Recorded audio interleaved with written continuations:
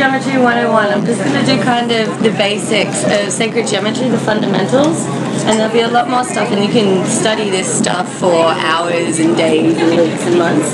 So if there's any, I'll point out the terms that I'm not going to go into depth with, I'm not going to really touch the more complex stuff, and everyone can look at that on their own terms.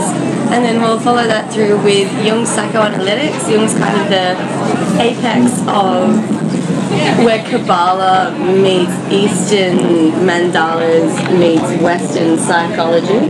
And after that we'll look at mandalas themselves and then follow that up with some drawing, which I've got 9 compasses, so everyone will have to share. So yes. Alright, cool. So we'll start with so the universe, as we have seen so far, appears to be inextricably linked with geometric form. We've got the angles of atomic bonds in molecules of amino acids to the helical spirals of DNA. We've got the spherical prototype of the cell as it progresses to the first few cells of an organism, which assume vesicle, tetrahedral, and star or double tetrahedral forms prior to the diversification of tissues for different physiological functions. So as we can see, geometry is fundamentally, it forms the basic building blocks of the universe. So as I said, the first half of the presentation will be sacred geometry itself, and the second half will be Jung, mandalas, and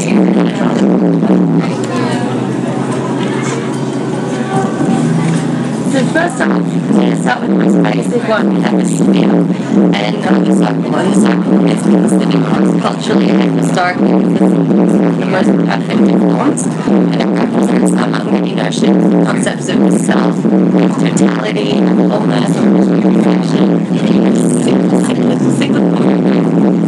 of God itself, timelessness. So Hermes Trismegistus, he was the purported author of the Hermetic corpus, which was a series of sacred texts that was the basis of Hermeticism. And Hermeticism is something that'd be very interesting to look into if anyone's interested. That kind of formed the basis of alchemy, and alchemy has formed in turn a large part of the basis of modern science. We find a lot of modern chemical concepts that we have were ripped off basically from our chemical texts. People translated them and then put them forward as their own. And he stated that God is a circle whose center is everywhere and whose circumference is nowhere. And we'll see this conceptualization throughout the presentation. So it's a 3D form. The sphere takes the circle up to the next level as an ultimate expression of unity, completeness, and integrity. We've got, as we see the sphere throughout all of the natural world, we see it in atoms, cells, seeds, planets, and all the star systems, and they all echo this paradigm of total inclusion, acceptance, simultaneous potential fruition, and the microcosm and the microcosm. That's also something coming back to. It seems to be one of the fundamental tenets of the universe. I think is that we can always, the macrocosmic and the microcosmic are mirrors of each other, and it's always easy to understand something big or really complex if you look at small things and often works on the same patterns.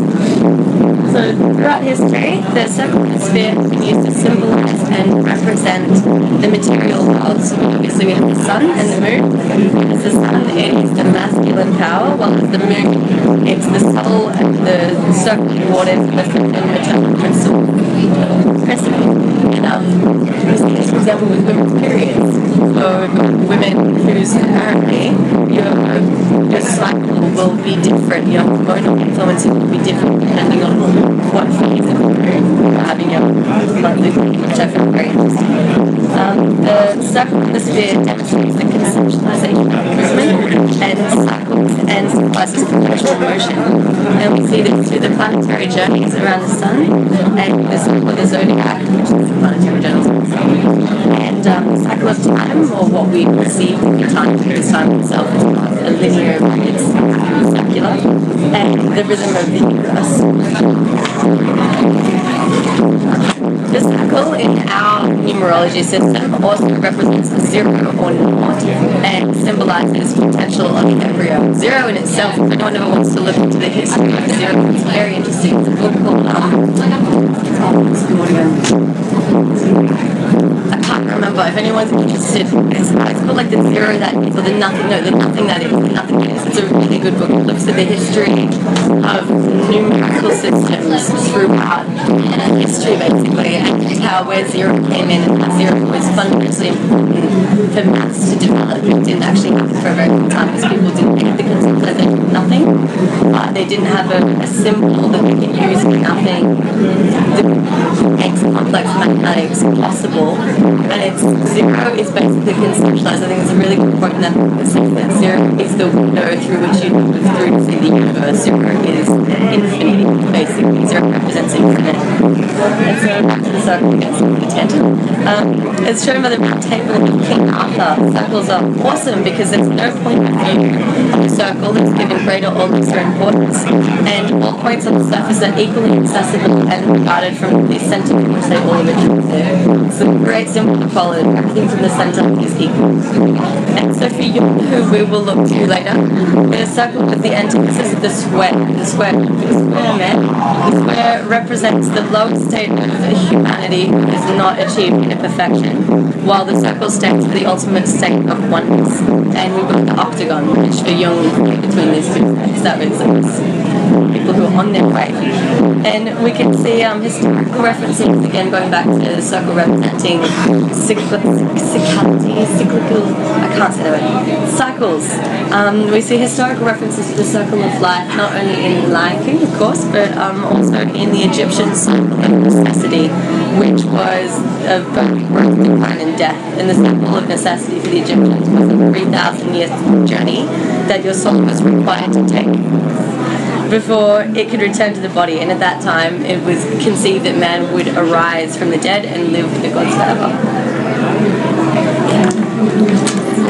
So after the circle, we have the Genesis pattern, the seed of life. And that's formed from 7 circles being placed with 6-fold symmetry. And this in itself forms a pattern of circles and lenses, which acts as a basic component for the flower of life's design.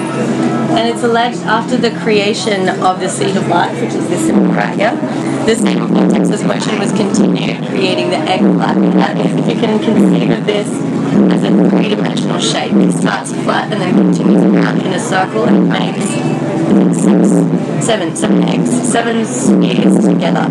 And this structure in itself is conceived of forming the basis of music, as the differences, the distances between the spheres is identical to the difference. Can everyone hear me okay, by the way? Yeah.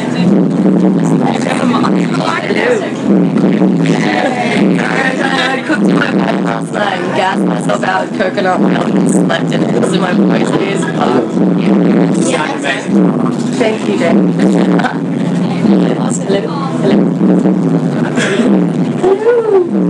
Sweet. Thank you. Sue? What's that? Oh, yes, I'm going to jump forward to.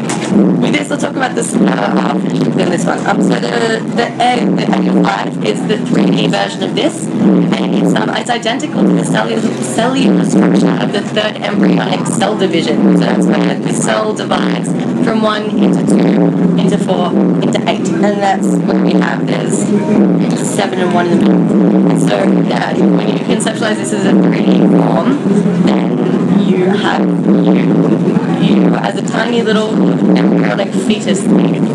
And as well, this is not really sacred geometry, I guess, but this is absolutely fascinating. If anyone's interested, if anyone is interested in music, I strongly recommend looking into the harmonic sphere. This is an epic piece of geometry. It is. Where is it? So yeah, the distances between the spheres and the seed of life we were just looking at is identical to the distances between the tones and the half tones of music.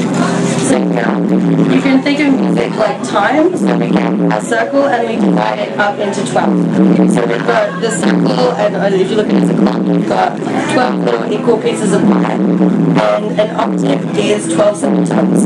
So if you then draw a line that connects each number to each other number, you end up in the harmonosphere, which is absolutely amazing looking. And just like the clock measures time forwards and counterclockwise backwards, clockwise forwards and counterclockwise backwards, the harmonosphere measures musical intervals, clockwise up in pitch and harmony, and counterclockwise down in pitch. The lines on the harmonosphere each measure the harmony and the interval between the two notes that it joins.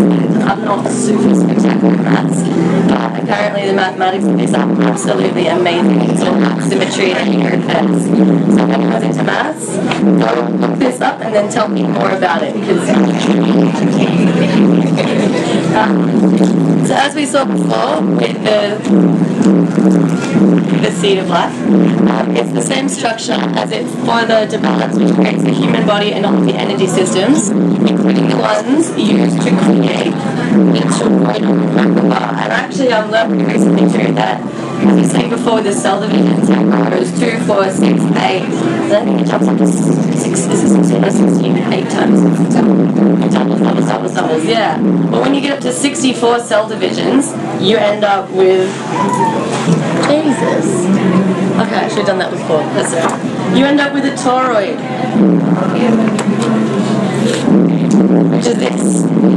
Not quite like that, so no one look like that at birth.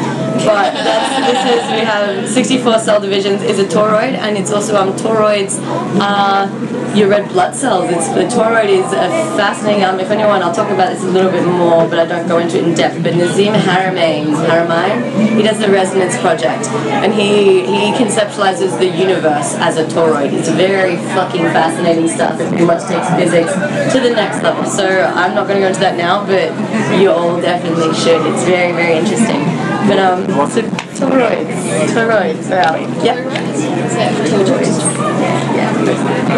So toroids are it's pretty much a literal translation of as cosmic donut, or they're known as cosmic donuts. The etymology is Latin, and Latin means like swelling or bulge or knot.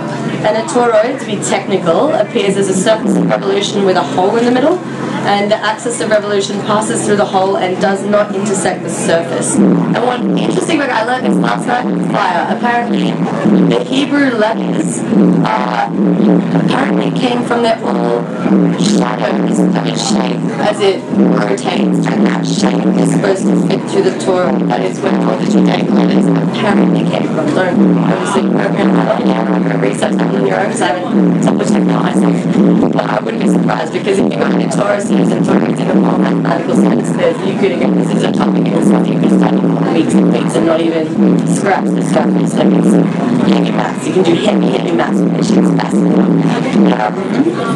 Yep. So physical examples of toroidal objects include the imagery of tigers, donuts, and springs or bagels as well. That's effectively what a torus is. And in sacred geometry, the torus is considered as the first thing that emerges out of the Genesis.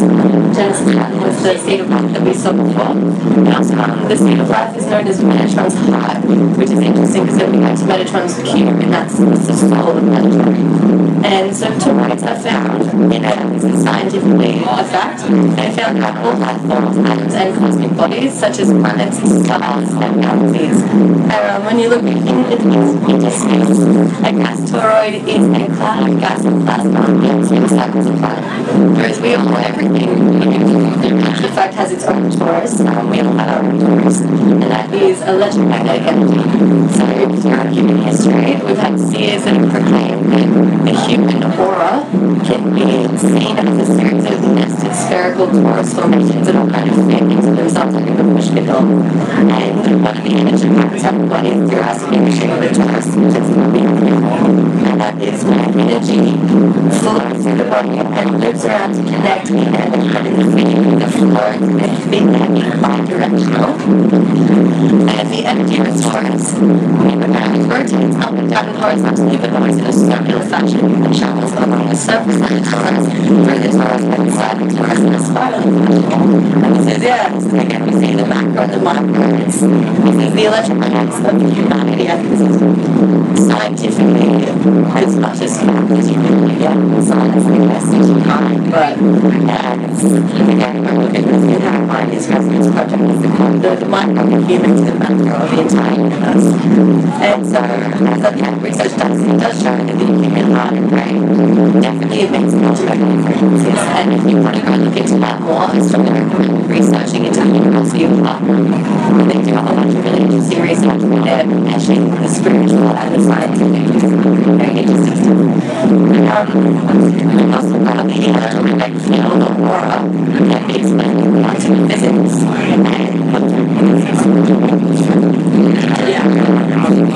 Quantum mechanics. Quantum mechanics is that all matter that appears solid and real actually is not.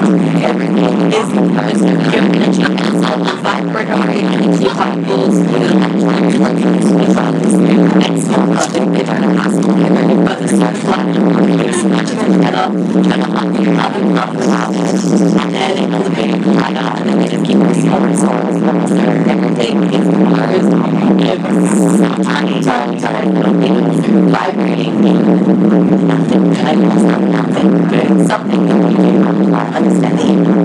And all of these little teeny tiny particles, they vibrate at a specific frequency, which is what gives matters properties such as shape, texture, and size. And I also have to double check this one, but like this the other day, I saw reading that apparently this energy is environmental. The quartz is actually not as solid and it's vibrating so fast and it's such a high frequency that it needs to be a solid and break that down everything in these little states at once. And it's just your level of vibration. Like one day, we grew one day film was so vibrating as a high frequency that we were breaking and so everything is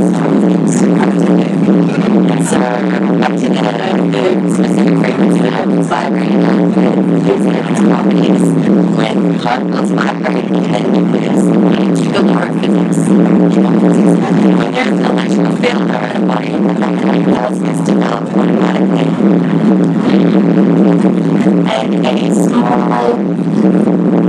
And a small electrical impulse is generated.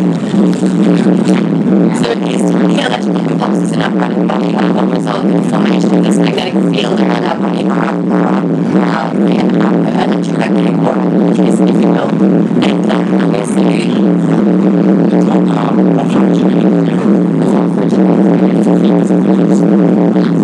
thanks, tell me that afterwards because I can look that up more.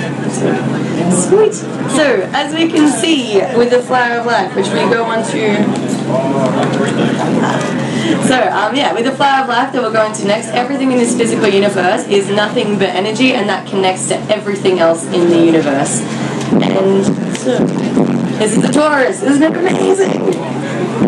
Very, very cool. I've never actually drawn one of these before, so today we will try and learn together. Except every time I walk forward. So back to the seed of life. If we continue to create more and more spheres, we end up with this black layer, which I know that's absolutely everybody has seen everywhere.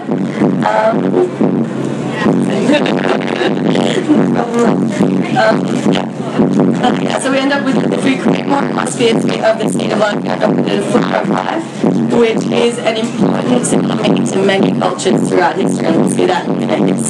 It's huge, it's found everywhere across the globe, all through time, back further than we can even really conceive of. And so the most common form of the flower of life is a pattern of hexagonal 6-part symmetry, where the center of each circle is the circumference of the surrounding circles of the same diameter. And in numerology, this common form is composed of 19 complete circles and 36 partial circles, which are part of circular arcs, and that's not enclosed by a large circle. And I don't know if anyone's interested in digital root numerology. It's an interesting avenue to take down, except I don't recommend it because then you start counting numbers throughout your entire life all the time. It's really good stuff. But if you look at digital root numerology, it's where you add together the consecutive numbers to come to 1. So with this we have 19 complete circles, and 1 plus 9 equals 10, 1 plus 0 equals 1. And you've got 36 partial circular arcs, and so if you add 3 and 6, we end up with 9. So therefore, with the digital root numerology of the flowers of life, we can look at to be. It is conceptualized as a shitload of different information all encoded into it, and so therefore you've got your basic 1 to 9 already found just in concepts. And so this symbol here has been globally utilized by philosophers, architects, and artists throughout the ages, and it can be found in manuscripts, temples, and art throughout. And so guys, for 2 minutes oh my god, new coffee. Alright. Yeah, so it can be found in manuscripts and art throughout history and throughout all the different cultures around the world. We've got the Temple of Osiris. So we've got the Temple of Osiris at Abydos in Egypt, and it contains the oldest known examples of the flower of life, and that's only 6,000 years old. It may date back to as long as 2,500 BC or earlier. They don't actually know its origin, and it appears to be burnt into the ground. It's been carved and looks like it's been burnt on somehow with incredible precision, super perfect and precise. It's still there today, and it's potentially 10,000, over 10,000 years old. It's ancient, it's from Asia. And so to possibly represent the Eye of Ra, it was a symbol of authority over the Pharaoh. The Pharaoh was God. He was top, and the Eye of Ra was above the Pharaoh. And so that's what I think the flower of life was representing there. And other examples can be found in Phoenician, Assyrian, Indian, Asian, Middle Eastern, and medieval art. You've got it in China, in the Forbidden City in various temples. You've got it in Israel, in ancient synagogues, in the Galilee, and in Masada. You've got Japan in various temples. It's India, in the Haramana. Sorry, I'm going to replace all the ands with a little and sign in my thing to make it shorter, so all my words are chopped where it's got an and in it. Haramandil Sahib, the Golden Temple, Hampi, and the Buddhist temples in Ajanta. We've got Turkey in the city of Phasis and Izmar. We've got Italy in Italian art from the 13th century, and Spain in Cordova in La Mesquita, and more. But we've got it in Westminster Abbey in England. You've got it in Finland in 1700 AD. You've got it in the Czech Republic, France in 122 BC. You've got it in Pompeii. And so what I find this is obviously, I don't think you can ignore that one there. Yeah, so we've got, I don't know, human beings, we are intelligent. It is basic geometry. I'm sure people could have come up with this on their own. It does form the basis. You learn this in primary school. It's not very hard, I suppose, but at the same time, it is very interesting, I think, that we have this one symbol in the 19 and the 36 as well, the same format, and you've got that all over the globe, and you've got it all through history before, as far as we know, people were communicating. So that in itself, I think, is very, very interesting. So we also have, personal favourite of mine, we have Leonardo da Vinci, and he studied the flower of life's form and its mathematical properties, and he also drew the flower of life and its various components, such as the seed of life and other geometric figures and shapes representing the platonic solids, a sphere and a torus. And he also used the golden ratio of phi in his artwork, all of which may be derived from the flower of life design. And that I'm not going to go into super much at the moment, because that's also something you can look into for a very long time. All the different pieces of information that you can draw out of this one symbol, it's almost astronomical. You can take me and take it around the top of every textual impact to the depth that it deserves, but I strongly recommend it. It's very interesting. And also on Leonardo da Vinci, this is something I learned the other day, which was super interesting. It's a Brain Pickings article, which I recommend everyone reads. And it was talking about how Da Vinci, he had a very strongly done a neuroscientist did a big investigation into his brain about, and realized that he was like a perfect mesh of science and art to the level that isn't really commonly seen ever throughout history. He had a very strong corpus callosum that transmitted his left and his right hemispheres. Yeah, communicated really, really well. Yeah, super fascinating. So I was really into that too. It was a Brain Pickings one. That's the website. And Brain Pickings. And just Google search like Leonardo da Vinci neuroscience. Yeah, it's a it's a pretty long one, but it's really interesting and worth the read too. It's a neuroscientist it was like his opus, who died shortly after finishing this. This was his main work. It was a culmination of all his studies. It's really, really good. Super awesome. Back to the flower of life. So in both esoteric and New Age thought, the flower of life has proved what is considered to be deep spiritual meaning and forms of enlightenment to those who've studied it as sacred geometry. And there are, in fact, groups of people all over the world, which we know, who derive in particular beliefs and forms of meditation based, or at least in part, on the flower of life. We've got pagans, they considered it sacred geometry containing ancient religious value and depicting the fundamental forms of space and time. And in the pagan sense, it was believed, as I was saying before, it's believed to be kind of a Akashic record. So that's where it's a record of all the basic information of living things which can be decoded. I guess kind of like the pyramids apparently are, where it's, the pyramids of Giza, and if you divide all the different, the height and the length and all the different mass encoded into it, you can get the rotation of the sun, the times of the day, and all this amazing information that's just encoded into the mass itself. And so the flower of life is apparently another version of that. And it's also a visual expression of the connections of life, we were talking about before, with that constant vibration that connects absolutely everything. And that runs through all sentient beings. And it also contains templates for the 5 platonic solids, which can be found in Metatron's cube. So as we saw before with the flower of life, it contains the fruit of life. The flower of life contains 13 circles, and if the center of every circle is considered a node, and each node is then connected to the other node with a single line, we end up with a total of 78 lines which are created, and that gives us a shape which is referred to as Metatron's cube. And so this is, I guess, another Akashic record in itself, because, well, this moves back to the flower of life, it's the exact same image. And so within this shape, the Metatron's cube we just saw, many other shapes can be found, including 2- and 3-dimensionally flattened versions of the 5 platonic solids. And I'm not going to go into this too much, because this is also something you can look into at great depth. But these are the ideal primal models of crystal patterns that occur throughout the world in minerals in countless variations. And so in 3-dimensional space, a platonic solid is a regular convex polyhedron, and it's constructed by congruent regular polygonal faces with the same number of faces meeting at each vertex. And we have 5 solids that meet these criteria, and each is named after its number of faces. So we have the tetrahedron, we've got a cube or hexahedron, we've got an octahedron, we've got a dodecahedron, and an icosahedron. And to the Greeks, these symbols were conceptualized as symbolizing fire, earth, air, water, and spirit. That all those little teeny tiny particles that make up absolutely everything are floating. It's the nothing that is everything, I guess, as it were. It's the zero. And so with these, interesting facts on the platonic solids, we've got the cube and the octahedron, and they're actually jewels in each other. And that is where jewels, it's where one can be created by connecting the points of the faces to the other one. And the icosahedron and the dodecahedron are also jewels of each other. And usually perpendicular, usually bisecting with rectangles can be drawn connecting the vertices and midpoints respectively. So the tetrahedron is a jewel to itself.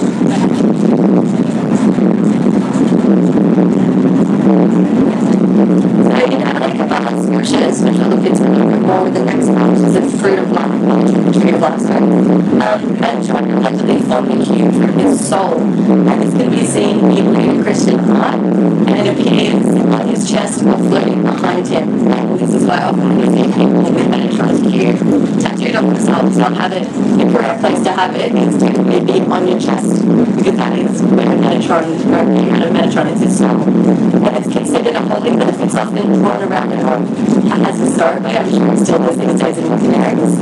It's often drawn around an object or a person to ward off demons and other satanic powers. And it's also present in alchemy and the occult, in which Metatron's cube is used as a containment cycle or a creation cycle. So we still have plenty of mystery beyond this spiritual theory. So next we have another shape that can be pulled out of the flower of life. And this is the Kabbalah tree, the Judaic tree of life. This is a classic term for a mystical symbol, or the essential mystical symbol used in the Kabbalah of esoteric Judaism, and it's also known as the 10th Seraphim. And sensationalized some concerns. And interesting, once I got my hands on a book that I should not have been touching, it was the Freemasons, the Freemasons. So I had a friend who had a Freemason black boy, he inherited from his daddy, and so I had a bit of a read through that, and this was in there, which I found super interesting, because the only places I'd ever seen this before was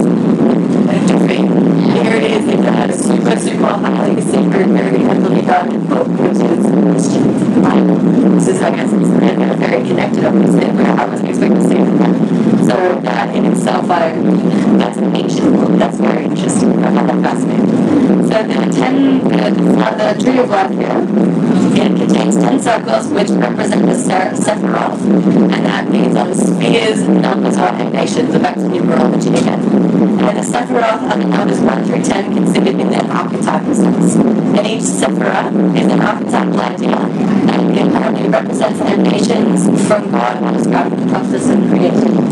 And an archetype is an original model of a person, like an example of a prototype, on which others are copied and not emulated. It's supposed to be a symbol that's universally recognized. So a dream imagery would effectively, theoretically, be archetypes that example the trigger that you're actually you can conceptualize it as like a collective consciousness that everyone draws upon, and that's where these archetypes come from. And so if we were to be telepathic, I feel like everyone would communicate through these archetypes that are universally understood by everyone and can be complicated.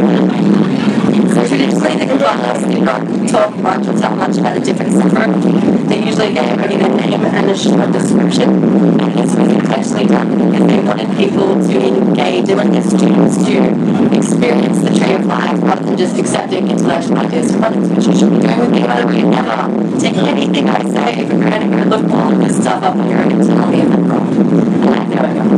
That's how we live. So therefore the Tree of Life can be seen as a collection of views of the dynamics of the relationship between God and creation. And it's, I feel like it's another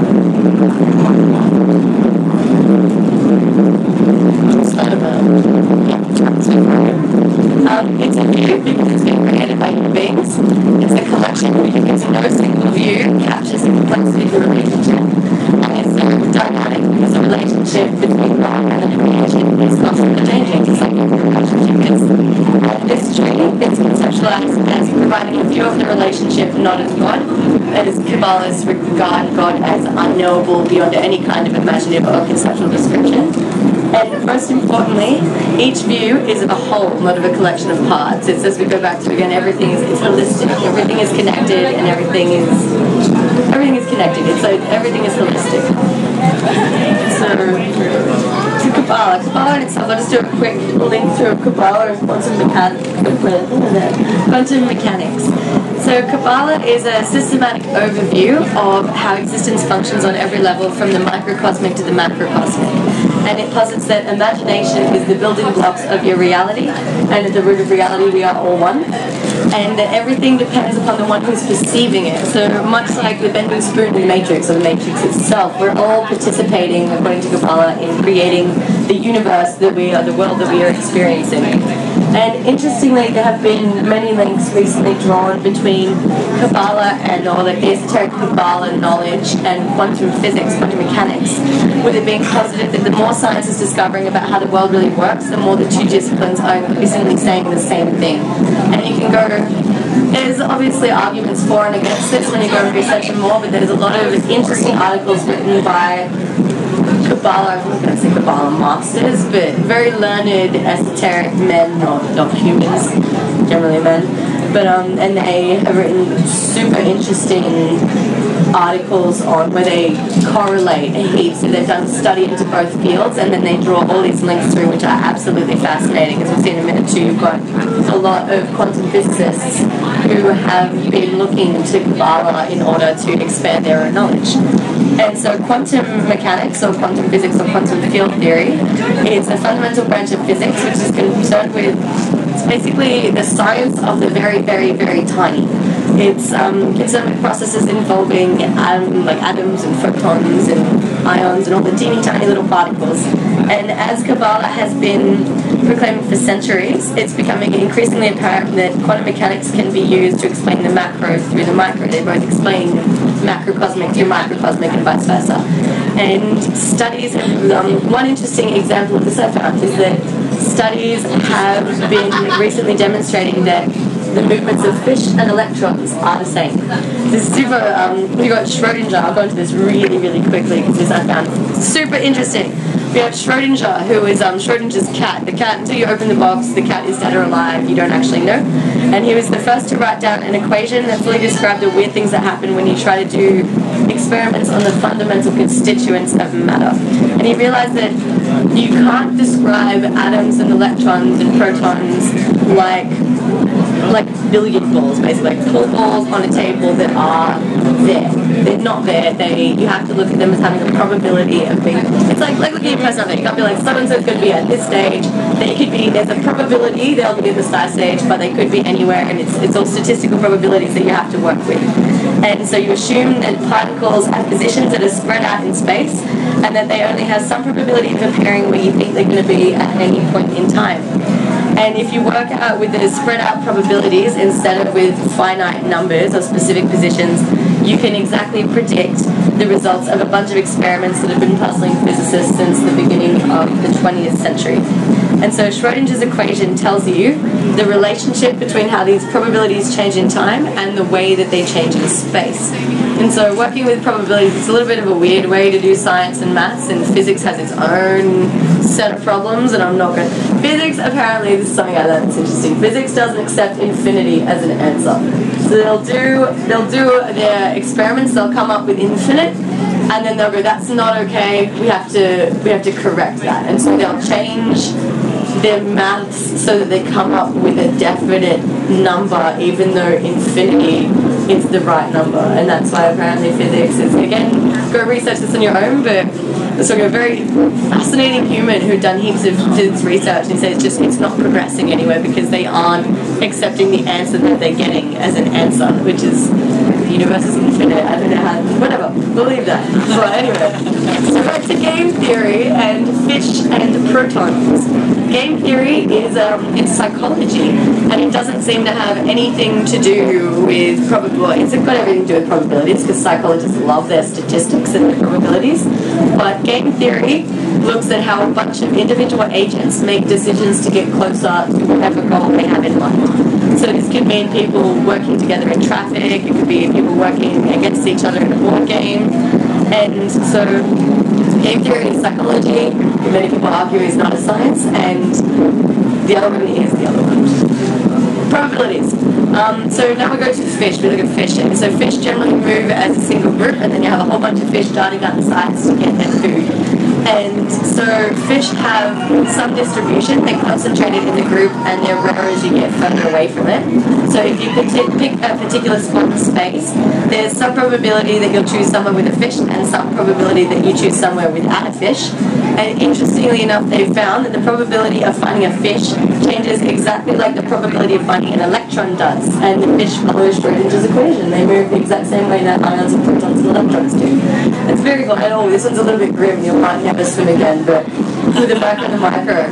This is apparently they've been using the same methods they use to track serial killers to track great white sharks. Which is super. When I read that, I didn't go in the sea for a while. I was like, what the hell? Because they'll literally swim past people. I'm not even going to go there. You won't find the ocean again. Don't worry. Quantum physics. Back to quantum physics. We've got just a little bit more on the links between Kabbalah and quantum physics, but I strongly recommend you go look all that up on your own because there's so much there. It's ridiculous. We got Max Planck, and he was the originator of the quantum model, and he was convinced by his studies that there is no matter as such. The mind is the matrix of all matter. We have Erwin Schrodinger, who we were just talking about, and he established the basis of the wave mechanics behind quantum mechanics. And he theorized that individual consciousness is only a manifestation of a unitary consciousness pervading the universe. We've got Wolfgang Pauli, who is another one of quantum mechanics' most significant pioneers, and he turned to Carl Jung, who I'm going to look at in a little bit, for clues of the mysteries with which he was dealing, writing essays about the mystic experience of oneness. Yeah, this is just a quote that I thought was fantastic. Basically, physicists have suffered a severe loss to their hold of reality. So it's like physics, yeah, nothing is real, so quantum mechanics is saying, and that itself is wonderful. So I'll just quickly, just one more thing on quantum mechanics, which I'll touch on super briefly, the double slit experiment, which I'm sure a lot of people have seen, and if you haven't, go look that up. It's very interesting.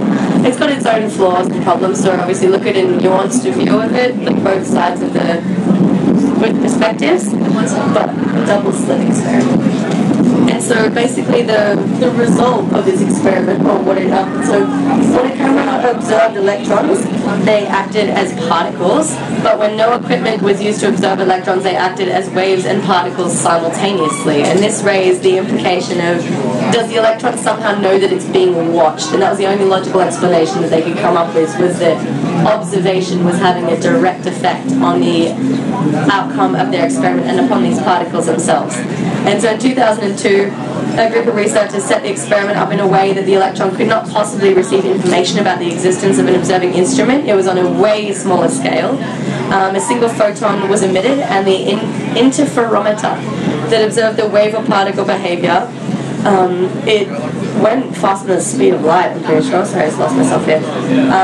Yeah, the interferometer that observed the wave or particle behavior was either inserted or not inserted, and the insertion of this interferometer took only 40 nanoseconds, whereas it would apparently take 160 nanoseconds for the information about this configuration to travel from the interferometer to the photon, to reach the photon before it entered the slit. So in order for the photon to know that it was being watched, that information would have had to travel at 4 times the speed of light, which is apparently impossible. Like, the speed of light is the utmost speed limit of the universe. As far as we know, there is no faster than that. As far as we know, no, we know nothing. That's the only thing we know, is that we really know nothing at all. And so the results of this experiment were that photons acted like particles 93% of the time that they're observed, and even if the photon guessed the configuration each time, like flipping a coin, statistically speaking, it would now have more than 52% accuracy. So in scientific experiments, a result of 93% is as conclusive as they come. Like, statistics is, I'm not even going to go there. I did a psychology degree, I hate statistics, I'm not going to go into that anymore. But the implications of this is that apparently matter can act as both a wave and a particle depending upon whether or not it's being observed, and that's the wave duality theory. And the second important implication of that is that observation can possibly affect the outcome of macroscopic events. And that's, it's after all, like, you and everything around you is composed of these microscopic particles. So macro to micro, if a single particle being observed is changing its behavior, then why would that not apply for big things made up out of these teeny tiny particles? And it's, I don't know, you see that in psychology too. It's like an observation will change behavior no matter what. So, super interesting. So to sum up, where's it going? Both Kabbalah and quantum physics are positing and indicating that your mind constitutes the building blocks of your reality, and that at the root of reality we are all one in terms of vibrational energy, and that everything is dependent upon the one who perceives it, and we are all participating in creating the world that we experience. Yeah, great. So next we go on to Sri Ansha. So Sri Ansha was first referred to in an Indonesian inscription that dates back to the 7th century CE. However, it may have existed in India, which is its country of origin, long before the time of its introduction to Indonesia. So we don't actually know how old it is, just that it's very, very, very old. Sri Ansha is a configuration of 9 interlocking triangles, and that's surrounded by 2 circles of lotus petals and encased within a graded frame called the Earth Citadel. And these 9 interlocking triangles are centered around the Bindu, which is the central point of the yantra. It's conceptualized as one of the most important points. Every circle or bandala you draw should have that central point. It's the center from which everything originates. It's the God in the center where everything and nothing. And so Sri Ansha is a beautiful example of balance and duality. So we've got the 5 downward pointing triangles are representative of Shakti, who is the female principle of primordial, cosmic or divine energy, and the dynamic forces that are thought to move throughout the entire universe. And we've got the 4 upright triangles, which represent Shiva, who is the male principle, the destroyer of worlds. And so, yeah, there's this balance and duality, which I think are very important, fundamental, some of the fundamental universal principles that are necessary for things to work as they should. And these 9 interlocking triangles form 43 smaller triangles in their own, and each is said to house a presiding deity associated with their own specific aspects of existence. So in a holistic sense, Sri Yantra is a representation of the totality of existence, and it can be utilized as a tool in realizing your unity with the cosmos. So the goal of contemplating the Sri Yantra is that the adept can rediscover their primordial sources, and the circuits are symbolically indicative of the successive phases in the process of becoming. If you're an adept and you study the Sri Yantra, every line has a lesson in it, and so the end goal is to effectively, it's like every time you draw it, you are thinking, you're meditating on the lesson of every line that you draw, and eventually you are able to draw it in your mind, and it brings you closer to God and to yourself. It's the macro to the micro. And so Sri Yantra is called the mother of all yantras because all other yantras derive from it. And in its 3-dimensional form, Sri Yantra is alleged to represent Mount Meru, which is the cosmic mountain at the center of the universe. It's a place of spiritual pilgrimage. And like we saw with Kabbalah and quantum physics, it's conceived as a representation of the cosmos at the macroscopic level and the human body at the microscopic level, with each of the circuits corresponding to a chakra in the human body. Bugger. Why do I even bother in my slides? Okay. Here we go. Sri Yantra in a slightly more simplistic form. Next we have Carl Jung. So similar to the adept contemplating the Sri Yantra in the aim of becoming one with the universe, Carl Jung, or Jungian psychology, focuses on establishing and fostering the relationship between the conscious and the subconscious, or the conscious and the unconscious. And he asserts that the dialogue between the conscious and the unconscious aspects of the psyche enrich the individual, and without this dialogue, conscious processes would jeopardize and weaken the personality, leading to pathology. And I think this is...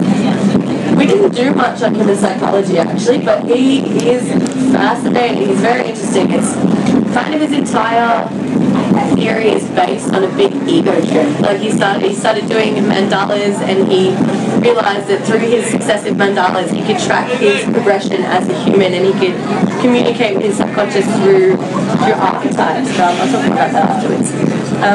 So the ego. Yes, I'm going to I'll talk about afterwards, I'm sorry. So the ego, Jung's theory centers on the symbolism of the circle, which corresponds to 2 centers of the personality. We have the ego, which is the self-contained little circle in the center, and that is contained within the whole. And you've got the self, which is the coherent whole or holistic circle, which encompasses both the whole and the center. So the ego can be conceptualized as a small part of the psyche and the center of consciousness and conscious identity, whereas the self is the coherent whole of it's the entirety, it's the totality of the psyche, which includes consciousness, unconsciousness, and the ego. And this symbol, I've only recently found it in a bunch of different places too. It's a symbol of monad, which is the Greek from Benean, which is to be stable, and monas with oneness. And the ancient Greeks called the monad the base of the essence, or the foundation, and the builder. It's everything, it's the totality. It's also, I think it symbolizes the sun in alchemy and Chinese symbology as well, and probably a bunch of other places that I haven't come across yet. So, but this is a good quote, I think, from Jung that kind of explains his theory. So, as this ego is only the center of my field of consciousness, it is not identical with the totality of my psyche, and I therefore distinguish between the ego and the self, since the ego is only the subject of my consciousness, while the self is the subject of my total psyche, which also includes the unconscious.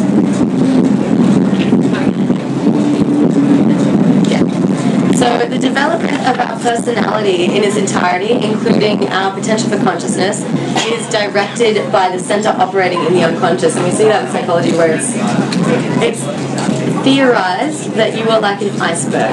So you've got 80% of you is your subconscious and 20% is your conscious.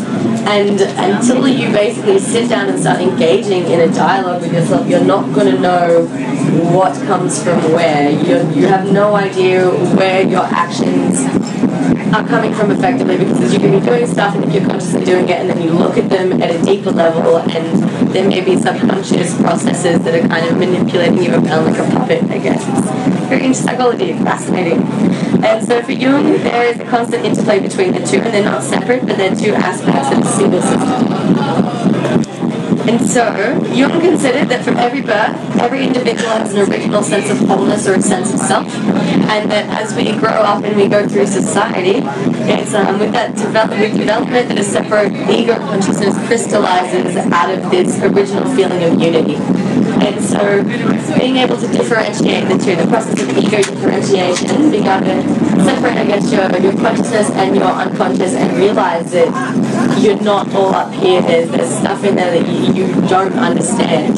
That is your first task of your lifetime, and then once you achieve that, you start your second task of your lifetime, and that is individuation. You start doing this when the individual is securely anchored to the external world and you've successfully ego-differentiated yourself. And so individuation is a return to consciousness and a return to a conscious rediscovery of yourself. It's attempting to holistically integrate your subconscious and your consciousness into one whole. And this goes back again to what I was talking about with Leonardo da Vinci, because he would have integrated, it's theorized that he integrated effectively his left and his right, his scientific and his artistic, his male and his feminine, his consciousness and his subconsciousness integrated into one holistic whole, which is theorized to have basically put him up to another level of consciousness. He jumped, what is it called in the game? He leveled up. But, so, where's that? Yes, just on a side note too, it's called the psyche because, or approach to psyche, because personality or persona is one aspect of psyche. So personality persona is something quite interesting. It's the personality comes from persona, which I think the original etymology was mask or like facade. And that's the mask or appearance that one presents to the world, and it's not an intentional misrepresentation of the self to others, as psychology sees. It's more conceived as the self as it is self-construed and is often situation and context dependent. We see that in psychology where it's like you're one person with your boss, you're one person with your friends, you're one person with your family, and it's not that you're all these different people, it's just that you're, I guess, showing different levels to a way, or you're construing yourself slightly differently, different situation and contextually appropriate. And I had a neighbor once, and he explained this to me. I thought this was super interesting. He explained that he liked to keep all of his levels, he liked to keep all of his selves the same, but vary the level of exposure. So he wouldn't be a professional person with his boss and a loose cunt with his friends. He would just vary, he'd be himself, but tone down himself for different contexts. And so it seemed like a really holistic, really nice way of going about managing himself, and I think you would have really approved of that. So that was just an interesting side tangent going there. So back to individuation. People who have advanced towards individuation tend to become harmonious, mature and responsible, and they promote freedom and justice and have a good understanding about the universe and the workings of human nature.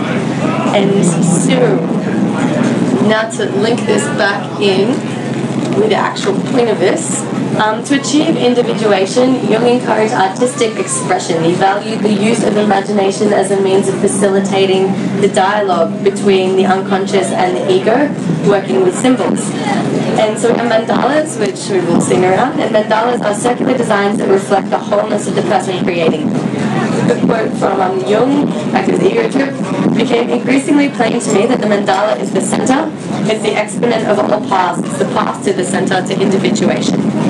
And so for Jung, the self is symbolized by the circle, especially when we divide it into 4 quadrants, and the square or the mandala.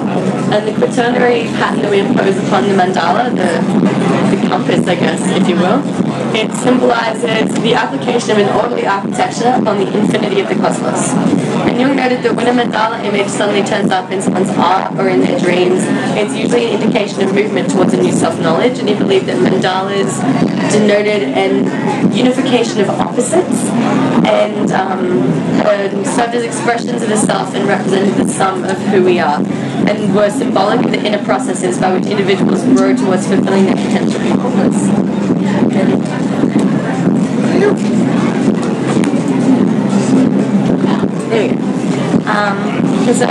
So another quote is, a mandala is the psychological expression of the totality of the self. And yeah, so he sketched every morning, as I said before. He sketched every morning. He drew a small circular drawing, a mandala. He was very interested in Eastern esoteric thought. He was interested in Kabbalah. I think I learned to say he was actually Judaic, so that kind of made sense as to why he was more of an apex between everything. And so yeah, with the help of these drawings that he was drawing every day that he saw as corresponding to his internal situation at the time, he could observe his psychic transformations from day to day, and he conceptualized them as cryptograms in which he saw his whole being, his total self actively at work. And so for Jung, a mandala became a template for the mind, a state of peace and order, and a resolution for the chaos within. He used them heavily through his analytical work.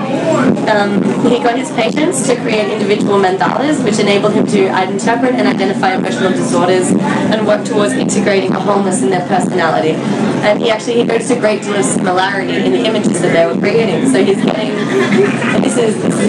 credited with being the person who brought Eastern traditions of mandalas to the Western whole, I guess. So he was getting people to, it was in the 60s or the 40s.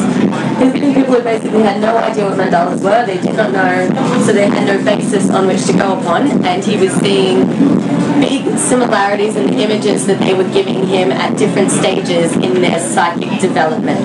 And so with this, he drew upon archetypes, which is what we go back to with the Sephiroth, the tree of life. And it's these archetypes, or ageless connections between every conscious being in conjunction with the elemental pattern of the quaternary and cardinal points that is theorized to create the powerful effect that the mandala exhibits on the human psyche. So the meditation and the drawing on the collective unconsciousness. And as I said before, with archetypes, that's the collectively inherited unconscious idea of pattern of thoughts and images that are recognizable by all. So through these archetypes that were coming up in his patient's work at the same stages in their psychic development, the repetition of images, he conceptualized that there was like a common reference point that people were all drawing upon, at which all of our seemingly individual consciousnesses are all connected. And it's from this realm that the form and effect of the mandala are drawn. And he proposed that the mandala was present in so many cultures and mythologies spanning the globe in history due to the order and effect of the mandala creation of the human psyche as it returns us to a pre-existing condition of consciousness. So, nearing the end. Sorry for everyone's sick of my voice. I know I am. Thank you. It's good. It's just hot. It's concentrating. Does everyone want to mix the shades, by the way? You guys look like you're up.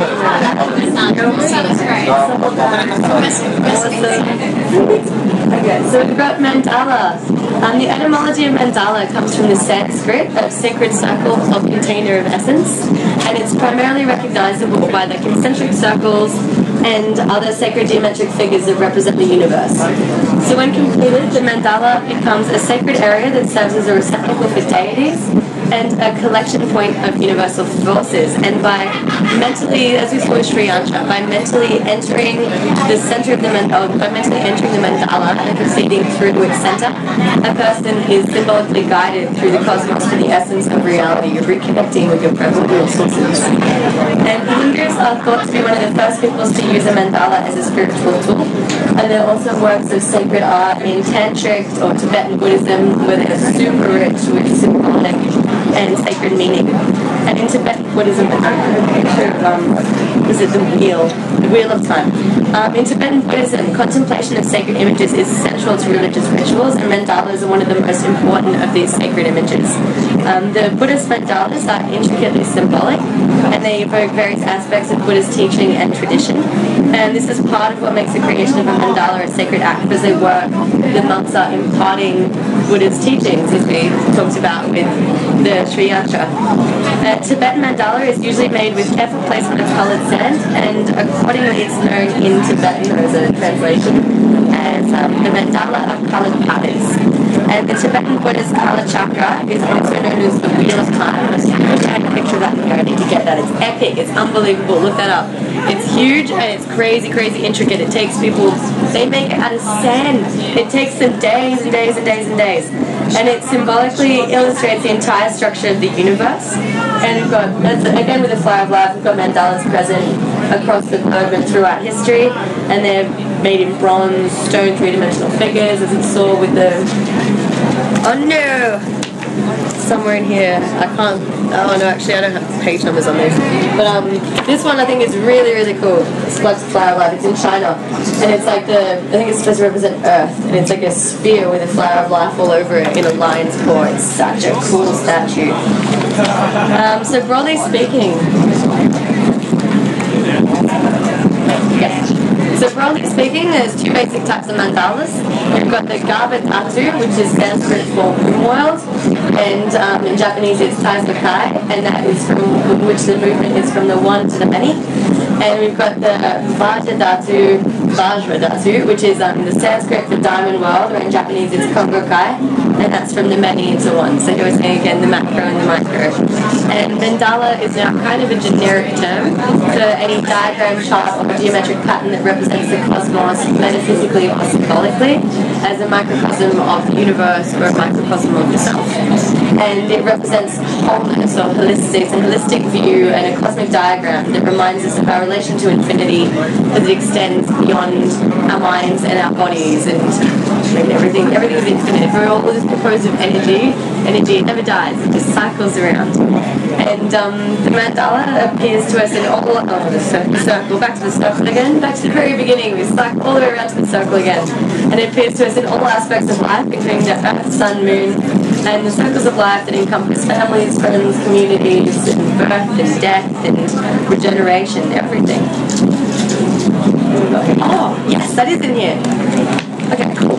Just on a side note too, we've got those mandalas present in indigenous culture, and they were similar to, so as we saw before with the Tibetan mandalas, they take form of temporary sand paintings, and we saw that again across the globe in different history and cultures. We've got the Aboriginal paintings were inspired by indigenous sand paintings, which in turn are related to the mandala-like Native American groundworks. This is where the imagery was considered too sacred, basically, to be put down in a tangible form, and so it was done with body paint, or it was done in the sand or in the dirt, and it would be either, if you lay down, the intentions would be set, and then they'd get rid of it, and that's, as we will look at again, it's impermanence. That's the whole point of mandalas, is that they're impermanent. And so with the Tibetans as well, these are just a couple of images of the early indigenous mandala work. But with the Tibetans, they would gather up the sand. They'd spend hours and days, one day, constructing these elaborate pictures, and then gather up all the sand that they made it with, and then tip it into the river. And all those intentions that are embedded in the sand would then spread through the entire world, which is a really beautiful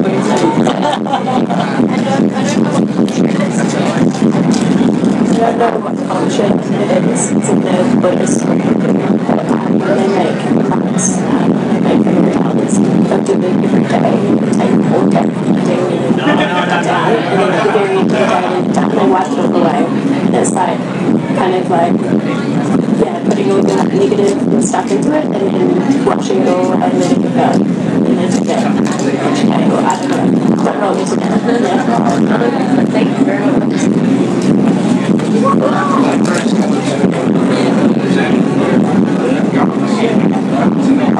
Sorry, I had fucking shock. Yeah, the Japanese like that.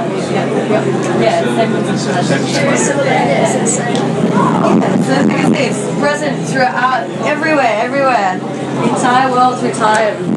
And can't argue that, really, I don't think, in my own opinion. So as we've seen, mandalas can be used for meditation purposes, allowing the individual to the meditating individual to become one with the universe or one with oneself. And so we've seen this through Kabbalah, quantum physics, and psychology. We've got one old, one new, and one in between the two, the macro and the microcosmic. And so mandalas are... Have I lost the slide? Yes, I'm back. Okay, cool. So mandalas are constructed from the center outwards, beginning with a dot at the center, and as we saw, the center point is important. It's the center point from which everything originates out to. And with the placement of this center dot, the mandala is consecrated to a particular deity, or in Jung's case, yourself. The center is yourself, that's where you begin, and then you go out from that. And with lines that are drawn, traditionally speaking, lines then drawn through the center dot to the four corners of, traditionally speaking, they impose a triangle over the circle, and then as alchemy to squaring the circle, and then it's separated into four quadrants, creating triangular geometric patterns. I rarely to never do this. It's all very personal, especially when you're looking at your own being, your own stuff. So from the inner square, it is traditional to move outward to a series of concentric circles, and again, traditionally speaking, and I strongly recommend this as well, you wait until each section is entirely completed before you move on to the next one. And in that, you ensure that the balance is always maintained. It's one of the fundamental universal principles: maintain your balance. And they ensure that through the Tibetan ones. I think it is you have up to 4 months working on one giant sand picture, and they will each be working in their own quadrant, and no one, even if one's quicker than the others, they don't move out and start the next one until all of them are completed. You always maintain the balance. And so, although, as we were saying before, although some mandalas are painted and serve as an enduring object of contemplation, the traditional Tibetan sand mandala, when it's completed, is deliberately destroyed, and the sand is poured into a nearby stream or river to distribute the positive energies it contains from the negative. Yeah, well, not to the river or stream, I guess, the negative. You don't have to disseminate that. And the ritual of this reminds the people who painstakingly constructed this of the central Buddhist teaching of the impermanence of all things. Because the one thing that we can be certain of is that everything changes, everything is impermanent. And so, to finish, I guess, don't be disappointed if you spend 10 hours on a mandala and it gets fucked up. that is the whole point. Everything is impermanent. Every single mandala I've ever drawn has at least one drop of water on it. There's one point that has gone trashed. And that's okay, because everything ends, everything destroys, and nothing's permanent. The end!